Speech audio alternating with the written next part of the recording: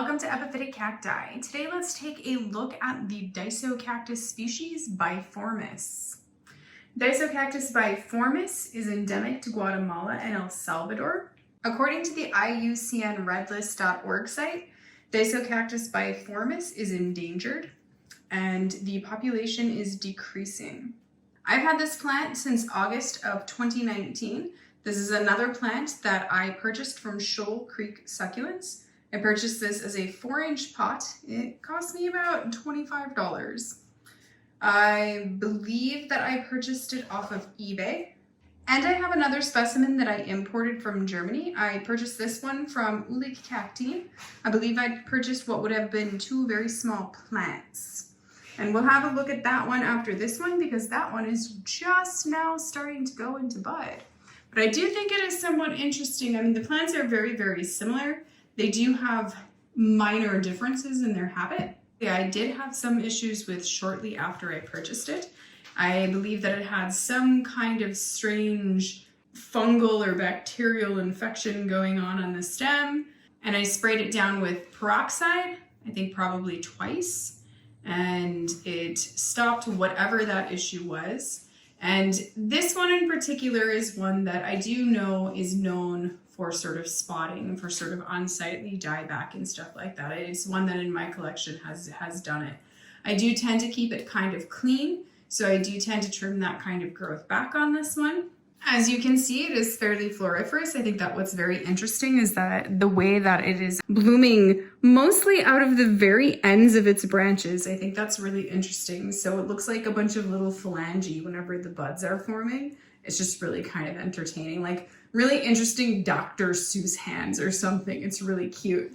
This plant branches profusely. It does some very strange branching where it grows like these long canes that have these smaller little branches on them, and then as it matures they kind of grow longer. You know, this one particularly has this really beautiful growth. This right here is some very seriously funny growth. So, you know, here we have this cane that kind of grew out and it's got like weird canes coming off of it and it's growing whatever this is. So, I mean, it really does some kind of odd things as a plant. You know, here again, you can see this kind of issue that I'm talking about this plant originally had here that is kind of like wooded up. You can see there's an old branch here that just kind of needs to be cut off. But you can see that whatever it is also kind of stopped and been isolated to that area.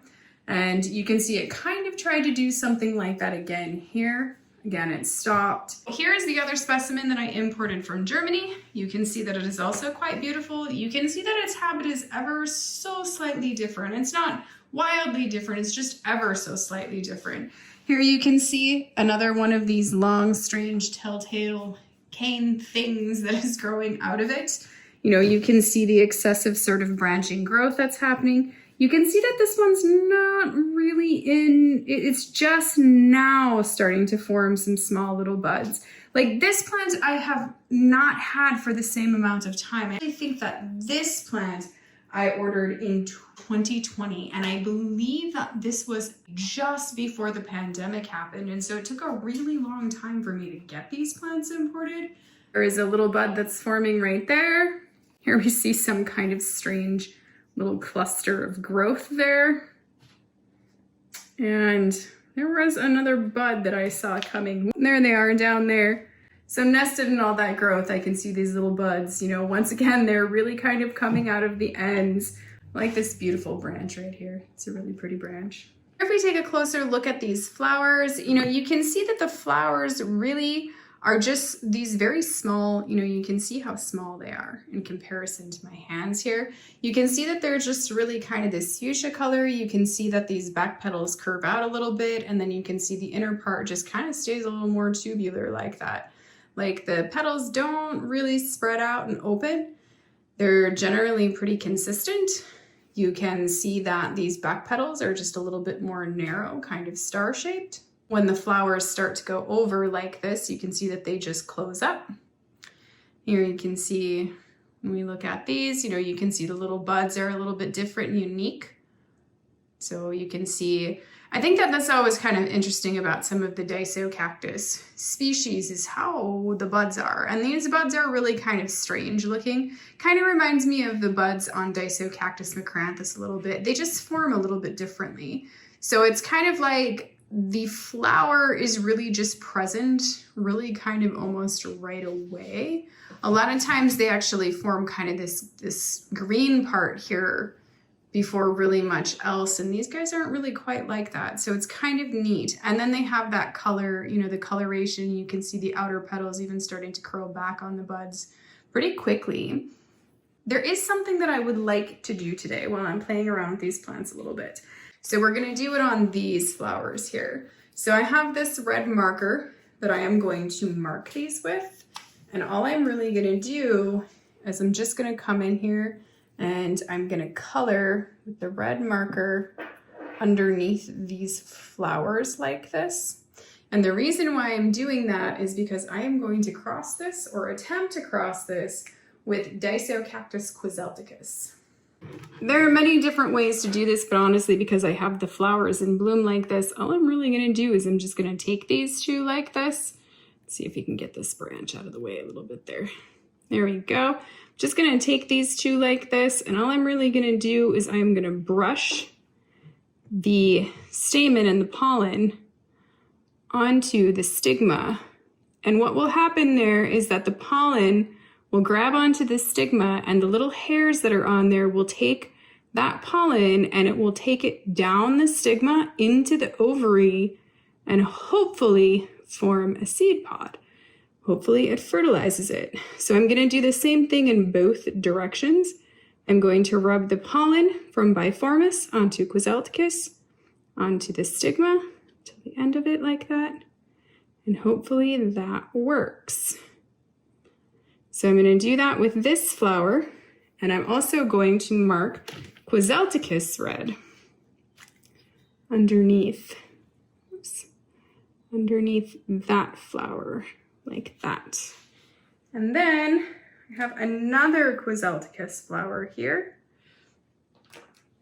It's kind of, quetzalticus is just kind of a crazy crazy plant at the moment. It's just doing crazy things, I think.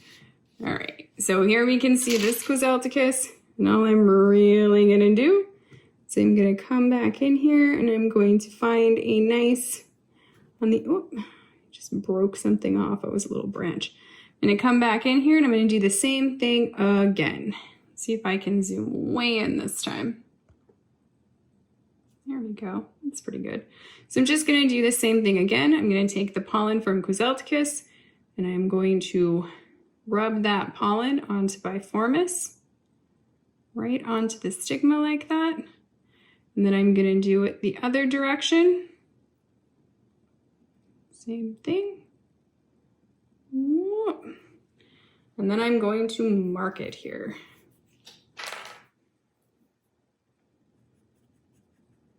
So I'm just coloring that branch red underneath the flower.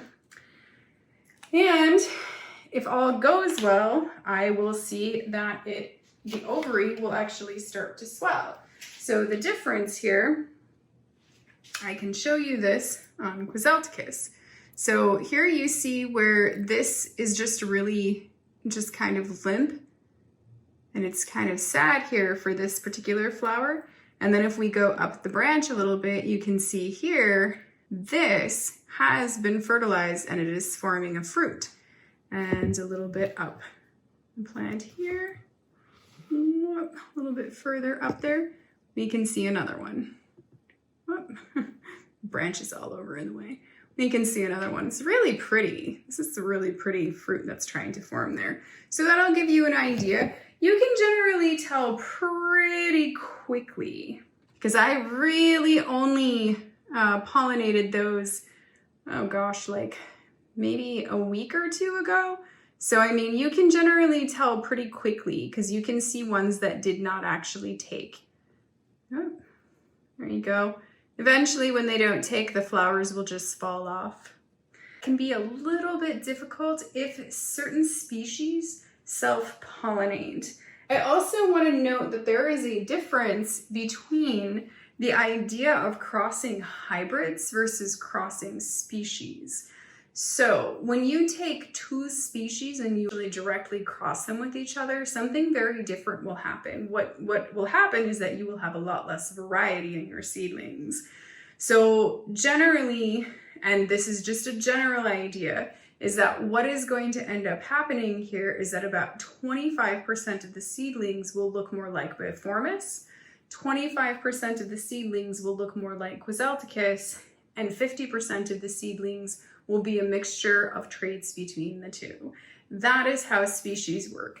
That is not how hybrids work. You know, much like with humans, there's a potential that what could happen there is that, you know, my mom's eyes are brown, my dad's eyes are blue, I have brown eyes, but my brother has green eyes. And that is more of a latent genetic trait from one of my grandparents.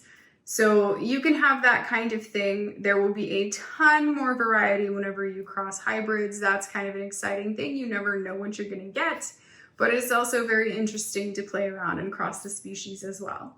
I hope that you have enjoyed this spotlight of Disocactus biformis. Thank you for watching. Happy cacti growing.